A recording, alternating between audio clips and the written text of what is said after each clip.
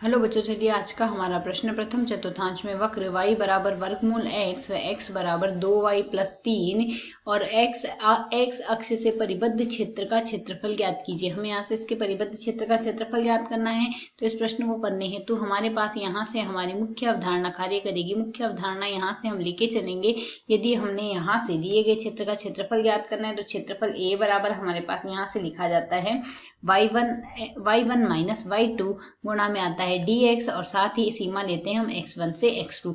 यहाँ से y1 हमारे पास जो चित्र आता है उसमें ऊपरी ग्राफ बनता है। ऊपरी ग्राफ के लिए y1 लेते हैं, निचले ग्राफ के लिए y2 हम लेते हैं। तो यदि अब जैसा कि हम यहाँ से देखें, एक तो फलन दिया गया है y बराबर वर्गमूल x और एक हमें यहाँ से रेखा का समीकरण दिया गया है x माइनस 2y बराबर 3। तो यदि इस रेखा के लिए देखें हम यहाँ से, जब x का मान 0 होगा y का मान हमारे पास माइनस का 3/2 आएगा। इसी प्रकार जब y का मान 0 होगा x का मान 3 आ जाएगा। यह मान आ गया। इसे यदि अब हम यहाँ से सरल करें, यह हम यहाँ से ले लेते हैं हमारा x अक्ष, यहाँ से हमारे पास आएगा y अक्ष। अब यदि यहाँ से y बराबर वर्गमूल x बनाए, यह हमारे पास यहाँ से कुछ इस प्रकार का ग्राफ बनेगा। x धनात्मक मान के लिए बनेगा और वैसे भी प्रथम चतुर्थांश में याद करना है। और यदि हम यहाँ से इस रेखा को आरोपित करें, रेखा हमारे पास यहाँ से कुछ इस प्रकार बन रही है। यह आ रहा है यहाँ से, यह बिंदु आ रहा है माइनस का 3/2, यह बिंदु आ रहा है हमारे पास यहाँ से 3 0 और यह हमारे पास यहाँ से हमारा क्षेत्र आ रहा है। अब यदि यहाँ से इस क्षेत्र में हमें ज्ञात करना है तो पहले हम यहाँ से यह बिंदु ज्ञात कर लेते हैं, प्रतिच्छेदन बिंदु। यह तो हमारा मूल बिंदु आया है और प्रतिच्छेदन बिंदु हमारा यहाँ से क्या आएगा, प्रतिच्छेदन बिंदु पर दोनों के मान हमारे पास समान रहेंगे यहाँ से। तो यदि अब हम इसमें मान प्रतिस्थापित कर दें तो इसका हम दोनों पक्षों का वर्ग कर देते हैं। तो वाई स्क्वायर बराबर हम यहाँ से x लिख सकते हैं और x का मान हम यहाँ से प्रतिस्थापित कर दें तो वाई स्क्वायर बराबर x के स्थान पर हम क्या लिखेंगे, 3 + 2y आ गया। यह आ गया। इसे हम आगे और सरल कर ले तो आगे और सरल करने पर हमारे पास यहाँ से मान क्या आएगा, वाई स्क्वायर माइनस का 2y माइनस में 3 बराबर में आ गया हमारे पास यहाँ से 0।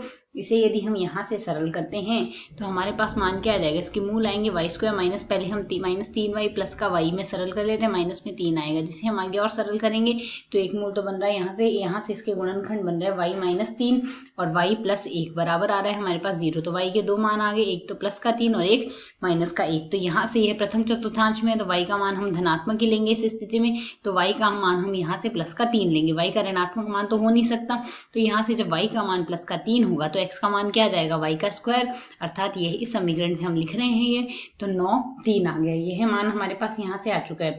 तो यदि अब हम यहाँ से मान देखें तो यहाँ से हम एक तो y1 माइनस y2 dx लिख सकते हैं, या फिर हम एक नियम और लगा देते हैं। तो पहले हम y2 माइनस y1 से निकाल देते हैं तो y2 का मान हमारे पास यहाँ से क्या है, जैसा कि हम यहाँ से देख सकते हैं यह वक्र हमारे पास ऊपर है। तो यह हमारे पास किसका है, y बराबर वर्गमूल x का। तो यहाँ से मान आ जाएगा हमारे पास क्षेत्रफल a बराबर वर्गमूल x माइनस में, यहाँ से हमारे पास दूसरा क्षेत्र किसका है, इस रेखा के सापेक्ष। तो इसमें हमारे पास y का मान क्या आएगा, y का मान हम यहाँ से निकालने के लिए पक्षांतरण कर लेते हैं। तो 2y बराबर x माइनस में 3 आएगा और बट्टे में हमारे पास 2 आएगा। तो यह मान आ गया। तो y बराबर क्या आएगा, y बराबर आएगा x माइनस 3 बट्टे में आएगा हमारे पास 1/2 और इसका हम कर रहे हैं समाकलन, वो भी x के सापेक्ष। x की सीमा हम यहाँ से क्या लेंगे, x की सीमा आएगी हमारे पास यहाँ से 0 से लेकर 9 तक, यही तो आ रही है। अब यदि हम इसे आगे सरल कर ले तो मान हमारे पास क्या आएगा, वर्गमूल x का समाकलन आएगा x की घात 1/2 प्लस 1 बट्टे में आएगा 1/2 प्लस 1 माइनस x का समाकलन आएगा x स्क्वायर बट्टे 2, तो 2 गुणा 2 आएगा 4, माइनस माइनस हो जाएगा प्लस 3/2 गुणा में आ गया x। सीमा लगाएंगे हम यहाँ से 0 से 9, तो ऊपरी सीमा आरोपित कर देते हैं, निचली सीमा से तो मान 0 मिलना है।